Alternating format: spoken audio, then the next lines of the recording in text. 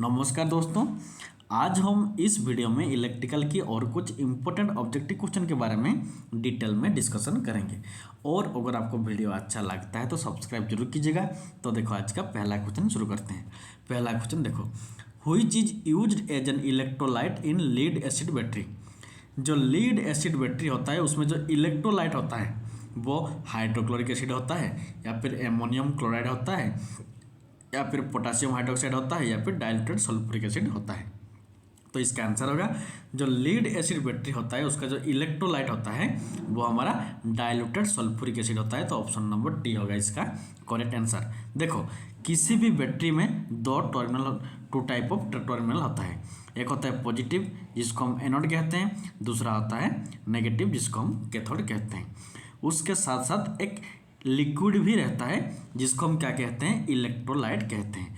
और जो lead acid cell होता है उसमें जो लिक्विड होता है या फिर इलेक्ट्रोलाइट होता है वो हमारा डाइल्यूटेड सल्फ्यूरिक एसिड होता है। इसीलिए लीड एसिड सेल का जो इलेक्ट्रोलाइट होता है वो हमारा डाइल्यूटेड सल्फ्यूरिक एसिड होता है। तो ऑप्शन नंबर डी होगा इसका करेक्ट आंसर। और ये जो सल्फ्यूरिक एसिड होता है इसको हम H2SO4 भी लिखते हैं।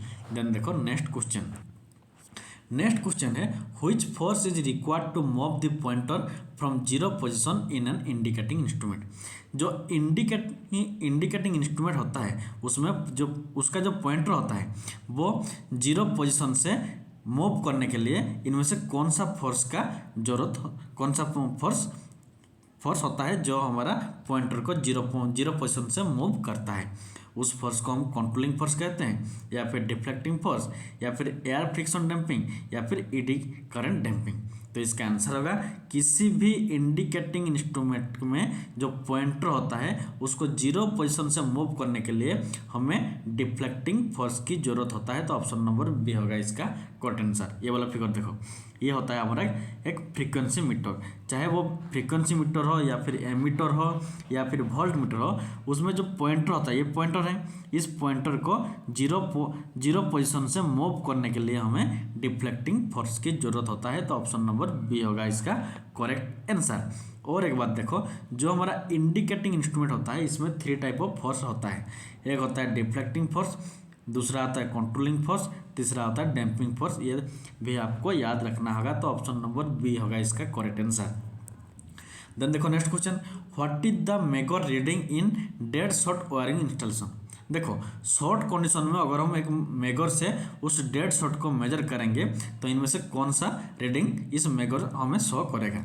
वो 0 ओम मेगा ओम शो करेगा, या फिर 1 मेगा ओम, या फिर 500 मेगा ओम, या फिर इन्फानाइट। देखो पहली बात देखो इसका आंसर क्या होगा। नहीं, इसका आंसर होगा 0 ओम। ऑप्शन नंबर ए होगा इसका करेक्ट आंसर। क्योंकि देखो जो मेगर होता है यह रेजिस्टेंस को मेजर करता है, लेकिन डेड शॉर्ट कंडीशन में क्या होता है हम सब जानते हैं। शॉर्ट सर्किट कंडीशन में रेजिस्टेंस का वैल्यू क्या होता है, 0 होता है।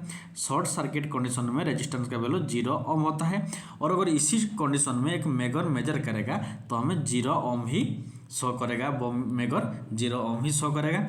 तो इसीलिए ये 0 मेगा ओम होगा, या फिर 0 ओम एक ही बात होता है। तो ऑप्शन नंबर ए होगा इसका करेक्ट आंसर।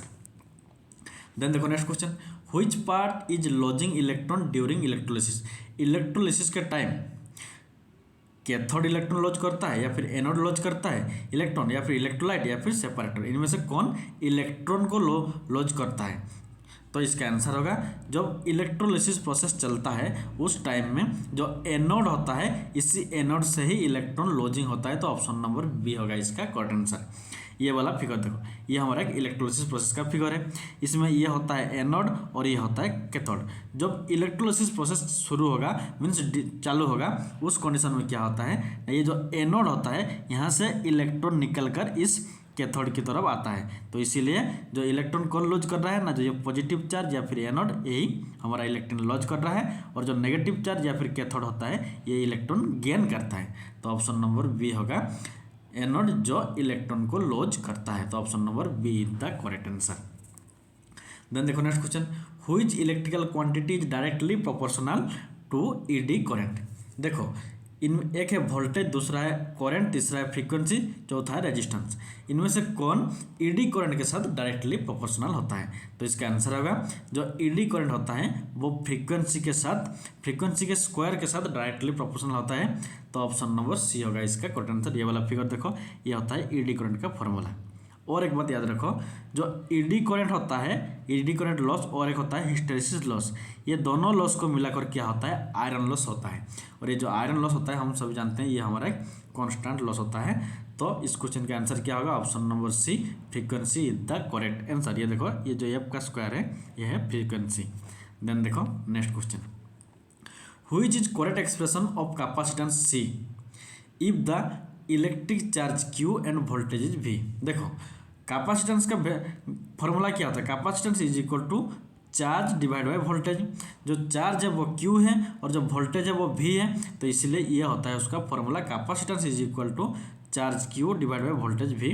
तो ऑप्शन नंबर ए देखो, C is equal to Q by V, option number A is the correct answer. Then देखो next question, which effect causes by passing electric current in liquid. अगर हम किसी भी liquid के through, मान लो ये इधर क्या है लिक्विड है, इसके थ्रू इलेक्ट्रिक करंट पास करेंगे तो इसमें हमें हीटिंग इफेक्ट होगा, या फिर इलेक्ट्रिक की लाइटनिंग इफेक्ट होगा, या फिर मैग्नेटिक इफेक्ट, या फिर केमिकल इफेक्ट होता है। तो इसका आंसर होगा जब हम किसी भी लिक्विड के थ्रू इलेक्ट्रिक करंट पास करेंगे तो उसमें कौन सा इफेक्ट होगा? ना केमिकल इफेक्ट होगा। Option number D is the correct answer. तो हीटिंग इफेक्ट कब होता है? हम सब जानते हैं जो हमारा आयरन होता है, आयरन में हीटिंग इफेक्ट होता है। लाइटनिंग इफेक्ट कहाँ होता है? जो लाइट जलता है वो हमारा लाइटनिंग इफेक्ट होता है। मैग्नेटिक इफेक्ट कहाँ होता है? जो हमारा, जब हम किसी भी वायर के थ्रू क्या करते हैं ना, करंट फ्लो करते हैं, उसके चारों तरफ मैग्नेटिक फील्ड बनता है, वो होता है हमारा मैग्नेटिक इफेक्ट। लेकिन जब हम लिक्विड के थ्रू करंट फ्लो करेंगे उसमें क्या होता है? केमिकल इफेक्ट होता है। तो ऑप्शन नंबर डी होगा इसका करेक्ट आंसर। देन देखो next question, A circuit component that opposes change in circuit voltage. देखो इनमें से कौन सा कंपोनेंट होता है जो किसी भी सर्किट में वोल्टेज को चेंज होने से अपोज करता है, रोकता है? रेजिस्टेंस वोल्टेज को चेंज होने से रोकता है, अपोज करता है, या फिर इंडक्टेंस अपोज करता है, या फिर कैपेसिटेंस, या फिर all of the above. Very very important question. किसी भी सर्किट में जो कैपेसिटेंस होता है ये उस सर्किट में जो वोल्टेज होता है उसको चेंज होने से अपोज करता है, और जो इंडक्टेंस होता है वो उस सर्किट का जो करंट होता है उसको चेंज होने से अपोज करता है। ये आपको याद रखना होगा। तो वोल्टेज को चेंज होने से कौन अपोज करता है? कैपेसिटेंस। तो ऑप्शन नंबर सी, ये वाला ऑप्शन करेक्ट होगा। और अगर सर्किट का करंट चेंज होने से अपोज अगर क्वेश्चन में होता है तो उसका आंसर क्या होता है? इंडक्टेंस होता है। तो इसका आंसर क्या होगा? Capacitance is the correct answer. Then देखो next question, what is the effect if one cell is connected with reverse polarity in parallel combination. मान लो बहुत सारा सेल क्या है ना पैरेलल में कनेक्शन हो, एक सेल है, ये और एक सेल है, ये देखो और एक सेल है, ऐसे बहुत सारा सेल पैरेलल में कनेक्शन हुआ है। अगर बाय मिस्टेक क्या होगा ना, एक सेल रिवर्स में कनेक्शन हो गया, देखो ये पॉजिटिव ये नेगेटिव, ये पॉजिटिव ये नेगेटिव। अगर पॉजिटिव की इधर पॉजिटिव साइड है ये पॉजिटिव, लेकिन ये बाय मिस्टेक अगर नेगेटिव हो जाता है ये वाला सेल का, मीन्स उल्टा कनेक्शन हो जाता है। इस कंडीशन में ये चार ऑप्शन में से कौन सा करेक्ट होगा? वोल्टेज बिकम जीरो हो जाएगा, इस सर्किट का वोल्टेज जीरो होगा, या फिर बिकम ये ओपन सर्किट हो जाएगा, या फिर शॉर्ट सर्किट होगा, या फिर no effect will function normally. तो इसका आंसर होगा जब बहुत सारा सेल आपस में पैरेलल में कनेक्शन होते हैं और उनमें से बाय मिस्टेकली एक सेल क्या होगा ना उल्टा रिवर्स कनेक्शन होता है, उसमें क्या होता है ना जो वो हमारा शॉर्ट सर्किट हो जाता है। तो ऑप्शन नंबर सी होता है उसका करेक्ट आंसर। ये आपको याद रखना होगा। देन देखो next question, what purpose the hydrometer is use during charging of battery. जब हम किसी बैटरी को चार्जिंग करते हैं तो हाइड्रोमीटर का यूज क्यों करते हैं? देखो जब किसी बैटरी को हम चार्जिंग करते हैं तो उसमें जो इलेक्ट्रोलाइट लिक्विड होता है उसका स्पेसिफिक ग्रेविटी का वैल्यू इंक्रीज होता है। हम उसको जितना चार्ज करेंगे उसका स्पेसिफिक ग्रेविटी, उस लिक्विड का स्पेसिफिक ग्रेविटी उतना ही ज़्यादा होता है। और ये स्पेसिफिक ग्रेविटी को कौन मेजर करता है ना, जो हाइड्रोमीटर होता है वो स्पेसिफिक ग्रेविटी को मेजर करता है। तो इसीलिए अगर हम बैटरी के चार्जिंग के टाइम हाइड्रोमीटर का यूज करेंगे तो हमें उससे मालूम होता है कि वो बैटरी का चार्जिंग कंडीशन क्या होता है, क्या फुल चार्ज हुआ है या फिर हाफ चार्ज हुआ है या फिर चार्ज नहीं हो रहा है, ये सब हमें इस हाइड्रोमीटर से मालूम होता है। तो ऑप्शन नंबर डी होगा इसका करेक्ट आंसर। तो आज के लिए इतना ही। Thanks for watching. और अगर आपको वीडियो अच्छा लगता है तो सब्सक्राइब जरूर कीजिएगा।